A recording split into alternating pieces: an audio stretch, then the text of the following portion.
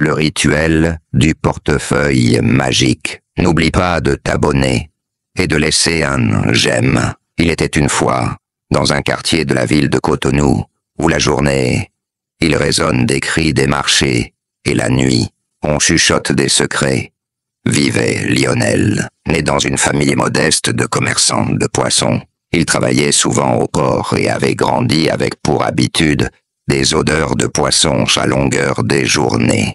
Son père ne cessait de lui rappeler l'importance du travail acharné. Malgré les sages enseignements de son père, Lionel ne partageait pas cette vision. Chaque soir, lorsqu'il rejoignait ses amis, il les écoutait rêver à des vies de richesse et de pouvoir. Mais Lionel, lui, ne voulait pas se contenter de rêver. Il voulait agir, et rapidement. Chaque instant passé à travailler sur le marché était une torture pour lui. Pourquoi perdre son temps à transporter des caisses de poissons alors que certains s'offraient des voitures de luxe et des banquets somptueux? Un soir, alors que la pluie tombait doucement sur la ville, en partageant une bouteille de bière avec son ami proche Jérôme, Lionel partagea ses frustrations. « Je ne veux plus de cette vie, Jérôme. Il doit bien y avoir un moyen de changer les choses, ou bien... » Jérôme le fixa, hésitant. Puis, d'une voix grave, il lui dit « Il y a un moyen, mais c'est risqué. Tu as entendu parler du féticheur Gando ?» Jérôme raconta l'histoire du féticheur Gando, un vieil homme réputé pour sa maîtrise de forces mystiques. On disait qu'il était capable d'exaucer les désirs les plus fous, mais que certains de ses services avaient un prix. Parmi ses pouvoirs, l'un était particulièrement convoité, le portefeuille magique. Ce dernier produit de l'argent chaque jour, sans effort. Mais Jérôme mit Lionel en garde. Ceux qui utilisent ce portefeuille finissent souvent par le regretter. Il y a des règles à respecter, et les conséquences de leur violation sont terribles. Cependant, ces avertissements n'eurent aucun effet sur Lionel. L'idée de devenir riche, de sortir de sa condition, était plus forte que toute crainte. Le lendemain, Lionel se rendit dans un quartier reculé de Cotonou, où se trouvait la demeure du féticheur. La route était obscure, et chaque pas résonnait comme un écho sinistre. Devant une porte en bois sculptée, il s'arrêta. La peur monta brièvement en lui, mais son ambition le poussa à avancer. Au centre de la pièce, un vieil homme à la peau ridée et aux yeux perçants l'attendait.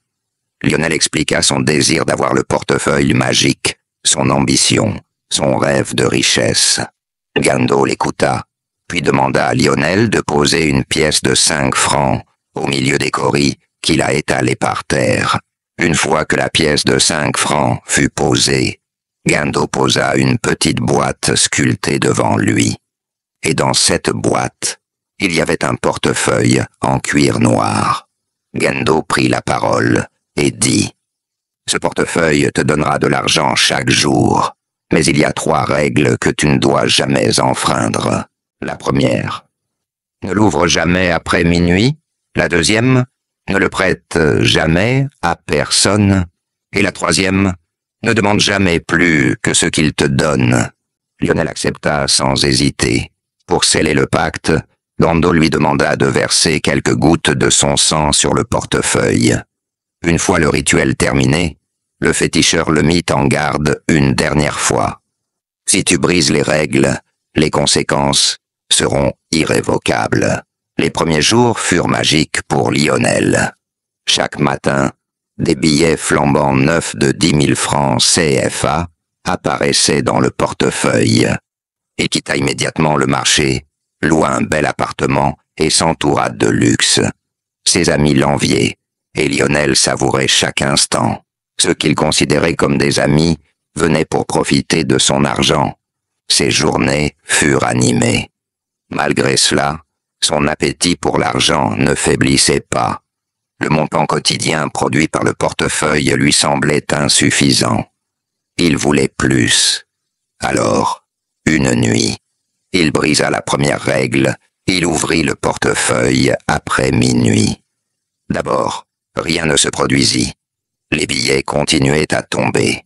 Mais rapidement, une odeur nauséabonde envahit son appartement. Puis des ombres menaçantes apparurent dans les coins de chaque pièce. Des paroles glaçantes résonnaient dans le silence de la nuit. Tu n'aurais pas dû. Terrifié, Lionel retourna voir Gando. Le féticheur l'accueillit avec un regard sombre. Tu as enfreint les règles. Maintenant, il faut payer. Pour établir l'équilibre, tu dois offrir un sacrifice. Et ce sacrifice, c'est ton père. Ces mots frappèrent Lionel comme un coup de tonnerre. Sacrifier son propre père, jamais. Il supplia le féticheur de trouver une autre solution. Mais Gando resta inflexible. Tu as choisi l'avidité. Maintenant, elle te dévorera. Lionel tenta de fuir cette réalité en se jetant dans des excès. Il augmenta les fêtes, multiplia les achats, espérant qu'étouffer son angoisse dans le luxe effacerait la menace. Mais chaque soir, les ombres dans son appartement se faisaient plus présents. Une nuit, alors qu'il dormait, il sentit un poids oppressant sur sa poitrine. En ouvrant les yeux, il vit le portefeuille posé sur lui. Avant qu'il ne puisse réagir, des mains spectrales jaillirent du portefeuille et l'entourèrent. Des cris stridents résonnent dans tout l'immeuble. Mais lorsque les voisins accoururent, l'appartement était vide.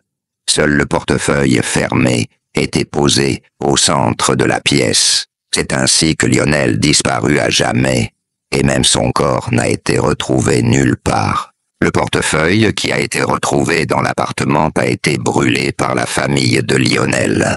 L'histoire de Lionel est de nos jours racontée dans les rues de Cotonou. C'est ainsi que prend fin l'histoire de Lionel. N'oublie pas de t'abonner, de laisser un j'aime, de partager et de dire ce que tu penses de l'histoire dans les commentaires. À la prochaine pour une nouvelle histoire.